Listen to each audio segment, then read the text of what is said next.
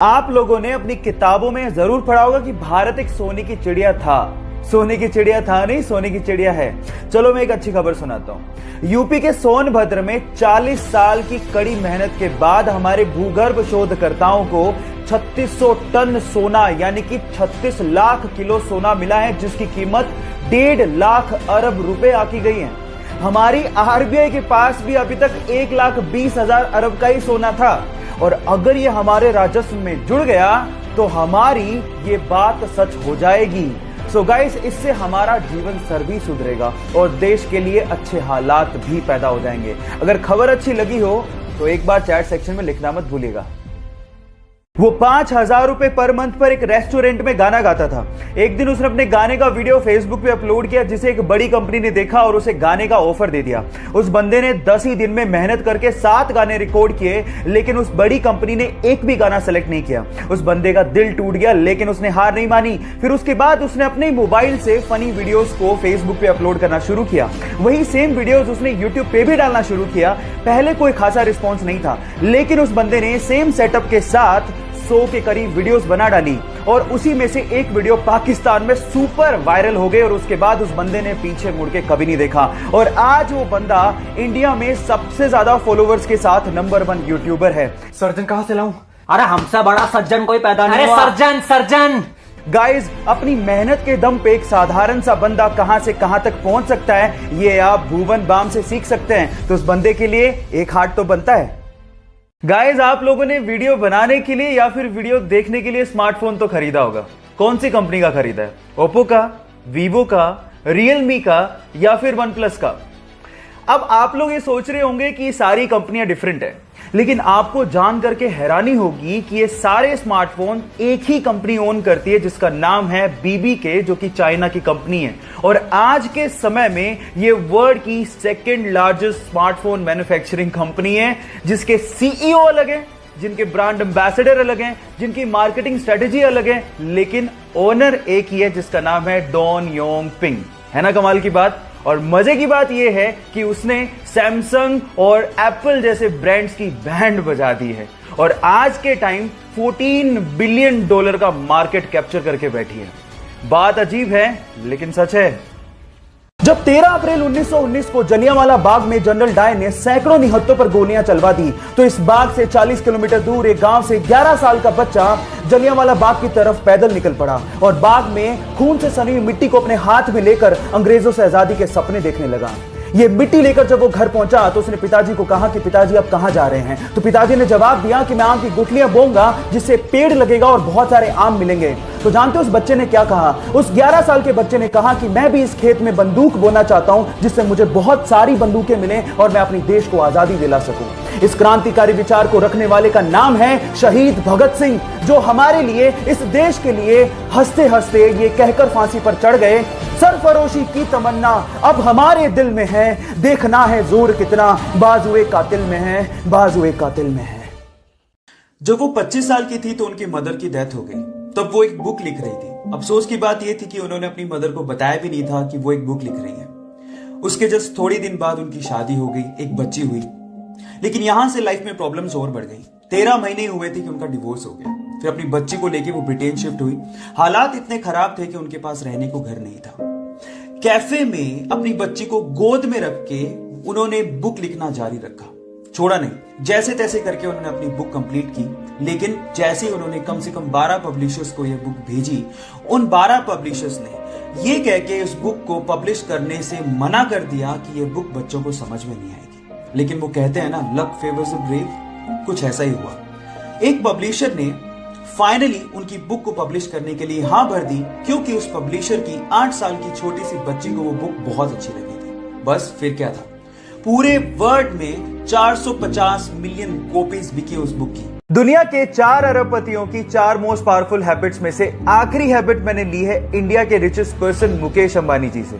सपने बड़े देखो, काम ज्यादा करो लेकिन बातें कम करो। इस चीज को मुकेश अंबानी जी हमेशा फॉलो करते रहे। धीरूभाई अंबानी जी के जाने के बाद लोगों को लगने लगा था कि मुकेश अंबानी बिजनेस को इतना आगे नहीं बढ़ा पाएंगे, लेकिन अपने काम से मुकेश अंबानी जी ने उन सबको गलत साबित कर दिया।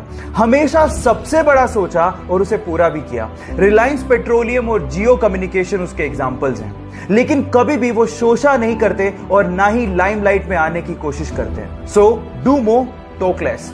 अब अगर आपने बाकी बची हुई हैबिट्स नहीं देखी हैं तो प्रोफाइल को विजिट करना मत भूलिएगा। मिलते हैं अगले वीडियोस में। ये बात उस समय की है जब छत्रपति शिवाजी ने मुगलों की नाक में दम कर रखा था। उन्होंने मुगलों के वर्चस्व और उनके साम्राज्य को कम कर दिया था। इसी बात से परेशान होकर मुगल सम्राट आदिल शाह ने अपने सिपहसालार अफजल खान को शिवाजी को मारने का आदेश दिया, लेकिन अफजल खान ये बात जानता था कि शिवाजी को सीधे नहीं मारा जा सकता। इसलिए उसने एक संधि पत्र लिखा और कहा कि हम आपसे अकेले में मिलना चाहते हैं, आपसे संधि करना चाहते हैं और बिना शस्त्र के मिलेंगे। इस बात के लिए शिवाजी तैयार हो गए, लेकिन जब शिवाजी अफजल खान से मिलने गए तो अफजल खान ने गले लगने के बहाने उनकी पीठ पे खंजर से वार कर दिया, लेकिन शिवाजी उसके लिए तैयार थे। उन्होंने लोहे का कवच पहन रखा था, वो बच गए, लेकिन उन्होंने अपने हाथ में पहन रखे सिंह नख से अफजल खान के पेट में वार किया और उनकी आंतड़ियों को बाहर निकालते हुए कहा कि हम मराठा धोखा करते नहीं, लेकिन धोखा देने वाले को छोड़ते नहीं। वो अपनी मां के साथ रूस रहता था, लेकिन घर के हालात ऐसे थे कि घर में बिजली तक नहीं थी, जिसकी वजह से उन्हें रूस छोड़ के अमेरिका जाना पड़ा। अपनी गरीबी को दूर करने के लिए उसकी मां लोगों के घरों में काम करती थी और वो एक दुकान में काम करता था। इसी बीच वो पुरानी किताबों को खरीद कर पढ़ा करता था और उसने अपने दम पर याहू जैसी कंपनी में नौकरी हासिल की। नौकरी करते हुए उसे एक मैसेंजर ऐप बनाने का आइडिया आया, जिसकी वजह से उसने याहू जैसी कंपनी में नौकरी छोड़ दी और 2 साल की कड़ी मेहनत के बाद उसने दुनिया का सबसे ज्यादा यूज किया जाने वाला मैसेंजर ऐप बना डाला, जिसे आज हम व्हाट्सएप के नाम से जानते हैं। जहां एक दिन फेसबुक ने उसे नौकरी देने से मना कर दिया था, आज उसी फेसबुक ने $19 बिलियन में व्हाट्सएप को खरीदा और उस बंदे को अपना पार्टनर बनाया। Yes guys, I am talking about Gencom. यहां सीखने लायक बात यह है कि अगर आपको अपने आप पे विश्वास है तो परिस्थितियां चाहे कुछ भी हो, आप जिंदगी में कुछ भी हासिल कर सकते हो। लोगों को हंसाना बहुत मुश्किल काम है, लेकिन एक बंदा ये काम करके लोगों के दिलों में अपनी जगह बना चुका है। गाइस, मैं बात कर रहा हूं कपिल शर्मा की, लेकिन ये काम उसके लिए इतना आसान नहीं था। बचपन में ही उसने कैंसर की वजह से अपने पिताजी को खो दिया था। घर का सारा पैसा पिताजी के इलाज में लग चुका था। उसके पिताजी हेड कांस्टेबल थे, चाहता तो वो उनकी जगह अपनी जॉब ले सकता था, लेकिन उसने कॉमेडी के अपने पैशन को फॉलो करने की ठानी। इसके लिए उसने द ग्रेट लाफ्टर चैलेंज में पार्टिसिपेट किया। पहली बार तो वो सेलेक्ट ही नहीं हो सका, लेकिन दूसरी बार उसने फिर से कोशिश की और ना सिर्फ इस बार वो सेलेक्ट हुआ, बल्कि उसने शो को जीता भी। उसके बाद उसने जिंदगी में कभी पीछे मुड़ के नहीं देखा। K9 नाम से प्रोडक्शन हाउस खोला और उसमें अपने नाम का एक शो शुरू किया और आज वो show the Kapil Sharma show के नाम से लोगों के दिलों में अपनी जगह बना चुका है। तो इस कॉमेडी के किंग के लिए एक लाइक तो बनता है। जब वो अपनी पहली सोलो मूवी रिलीज रॉकी का इंतजार कर रहा था तो उसके 3 दिन पहले उसकी मां का देहांत हो गया। वो अपनी मां से बहुत ज्यादा प्यार करता था। इस गम को भुलाने के लिए उसने ड्रग्स का सहारा लेना शुरू कर दिया, लेकिन ड्रग की लत ने उसे मार दिया।